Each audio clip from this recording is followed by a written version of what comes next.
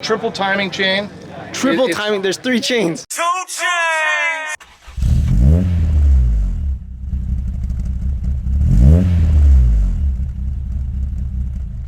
Hey, real quick before we start this video, a lot of you guys have been asking for team shirts. Finally, Autohaus has t-shirts, so it would really help out a lot if you supported the shop, got some merch, some shirts, stickers, support the media work, support me and my dog. Check out that merch store so I don't starve you guys. All right. Oh, show no go. So first of all, what model is this? If you want to give the car yourself a short introduction.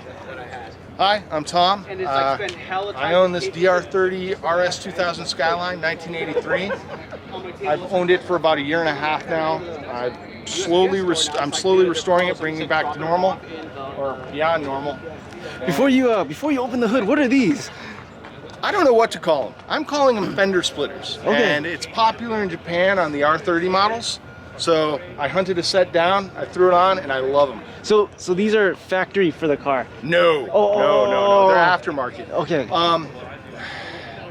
I'm hacking the name up. Seibu Keisatsu, okay. The police show that originally featured the DR30 Skyline, had an aero kit on the original car, and these are the front splitters. They're a little longer than what was on the show. They also had a different wing and rear fender splitters. Oh, okay. So it had a whole bunch of aero on it, and I'm trying to collect it slowly. Not quite replicate the cop car. Yeah. I think it looks cool. So Yeah. a new air dam from Japan, Awesome. which came broken, so I had to repair that. I see the period correct speakers in the back. Why don't we? Yeah, walk check it around? out. And they actually function. Oh, man. Restored with new Pioneer speakers. Wow. So These are the ones too. They sound quite good for what they are. I also have an era correct subwoofer, Oh my God. which also functions. Again, sounds remarkably good for what it is. It's funny. Must be a Skyline thing that the trunks are all cavernous. Yeah. Every single one. The trunk is huge. Well, I've got airbags coming for the car. I'm redoing the entire trunk. It's going to be customed in. The entire thing, I'm going to have a wood base. All this is going to be covered. When I'm done, the car will be on its frame rails. It's going to look really good. I gotta ask one more time. Ask. So these are aftermarket then, even this like turbo badge? Yes. Oh, All okay. of it is an aftermarket body kit. Okay. Some of it's Genesis, and some of it is unknown. Okay. The side pieces came with the car, and I've yet to identify what they're from. But they kind of work, but if you look at it hard, you'll notice a height difference between the front, rear, and then the side skirts. I might have to redo the side skirts to get that height. It's just this little lip. You see, and that's huge in the middle. I see. If I had the Genesis middles, they'd be the same size lip. I see. But I can't bring myself to care that much. So excuse my ignorance, but between this car and that one, what would be like the biggest differences? 3 months. Oh wow. Yeah, this is an early 83. That's a late 83. And okay. they changed the entire front end, but the motors are both the same. So the intercooled models, like he's talking about, had a higher compression ratio also. This is 8-to-1. The intercooled ones were 9-to-1. Wow, okay. Can we check out under the hood? Yes. All right. Pillarless windows. I don't miss pillarless windows. They're terrible. Wind noise is just everything. I'm an ex-mechanic. Okay. I wrenched for years, and I'm obsessive compulsive about my engines. Okay. I immediately stripped the thing down, repainted the top cover, the intake, went with a whole new turbo setup. Everything is original era. Blitz Greddy top mount exhaust manifold. Brand new Garrett, that's the newest thing on there. Plasma Man fuel rail. I worked with Ben and Todd over at Jim Wolf Tech to get the ECU dialed in. Customed up the intercooler. Intake is down in where the original intercooler was, so that it actually cooled air.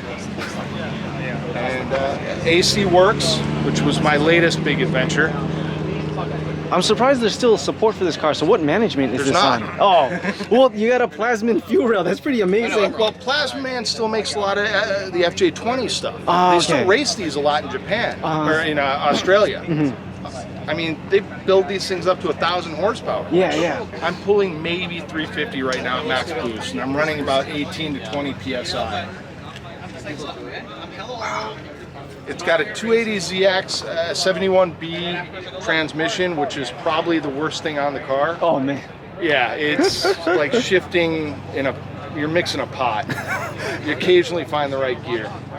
I made a short throw shifter for it, which is just extending the throw arm up. It helped. But I've got an RB20 transmission I'm waiting to rebuild and put in.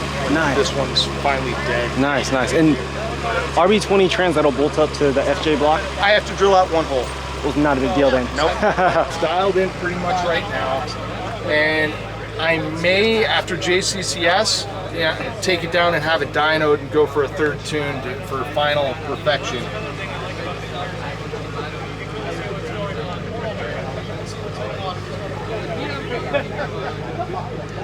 Any quirks, anything in particular with this engine bay or this engine setup? Oh, there's endless quirks. There's horrible design, triple timing chain. Triple timing, there's 3 chains. 2 chains. It's got a front chain, which man. is dual row, and then the back chain, which controls the cam and the crank. And the minute that thing fails, I'm up the creek. Oh my God. I have to find everything from Australia or Japan.